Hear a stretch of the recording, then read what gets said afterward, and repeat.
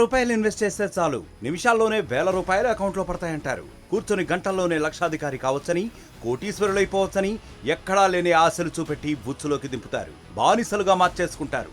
ఆ తర్వాత జేబులు ఖాళీ చేసి రోడ్డు మీదకి ఈడుస్తారు. ఇది బెట్టింగ్ యాప్స్ దందా.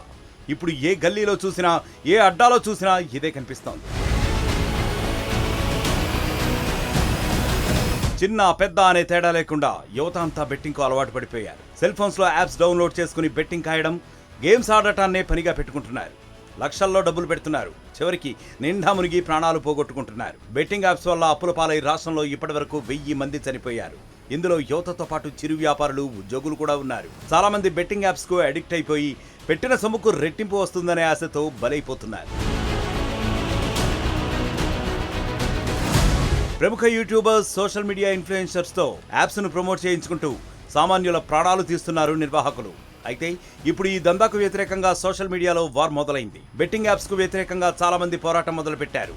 వారికి టీజీఎస్ఆర్టీసీ ఎండీ వీసీ సజ్జనార్ మద్దతుగా నిలిచారు. ఆయన కూడా బెట్టింగ్ యాప్స్ కు వ్యతిరేకంగా సోషల్ మీడియా వేదికగా పోరాటం చేస్తున్నారు. బెట్టింగ్ యాప్స్ ను ప్రమోట్ చేస్తున్న వారి భరతం పడుతున్నారు. ఎవరైనా బెట్టింగ్ యాప్స్ ను ప్రోత్సహిస్తే ఊరుకునేది లేదని స్పష్టం చేశారు. So I thought that we should create awareness అని చెప్పి, సో దానికి ఆల్మోస్ట్ 3-4 మంత్స్ నుంచి నేను కంటిన్యూస్గా పోస్ట్ పెట్టడం ద్వారా మళ్ళీ ఈ మధ్యలో కూడా మళ్ళీ నేను ఈ ఒక్క సోషల్ మీడియా ఇన్ఫ్లుయెన్సర్స్ కూడా ఇట్లా ప్రమోట్ చేస్తున్నారని చెప్పి నా దృష్టికి రావడంతో ఈ ఒక క్యాంపెయిన్ స్టార్ట్ చేయడం జరిగింది, say no to betting apps అని చెప్పి.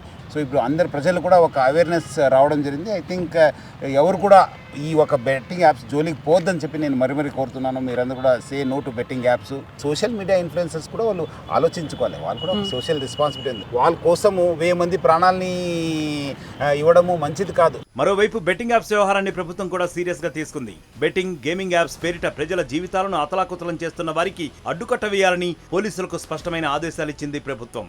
అలాగే ఈ యాప్స్ ను ప్రమోట్ చేస్తున్న వారిపై కఠిన చర్యలు తీసుకోవాలని స్పష్టం చేసింది. ఈ క్రమంలోనే బెట్టింగ్ యాప్లను ప్రమోట్ చేస్తున్న కొందరు సోషల్ మీడియా ఇన్ఫ్లుయెన్సర్స్ పై కూడా ఇటీవల కేసులు నమోదయ్యాయి.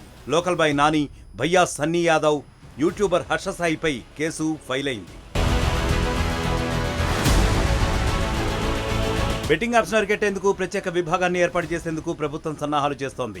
ఈ నేపథ్యంలోనే ఎప్పటికప్పుడు బెట్టింగ్ యాప్స్ నిర్వహణపై మానిటరింగ్ చేయాలని పోలీస్ డిపార్ట్మెంట్ ని ఇప్పటికే ఆదేశించింది ప్రభుత్వం. బెట్టింగ్ యాప్స్ ను గుర్తించి వాటికి టెక్నాలజీ సాయంతో అడ్డుకోవాలని స్పష్టం చేసింది. అలాగే యాప్స్ కు వ్యతిరేకంగా ప్రచారం చేయాలని చెప్పింది.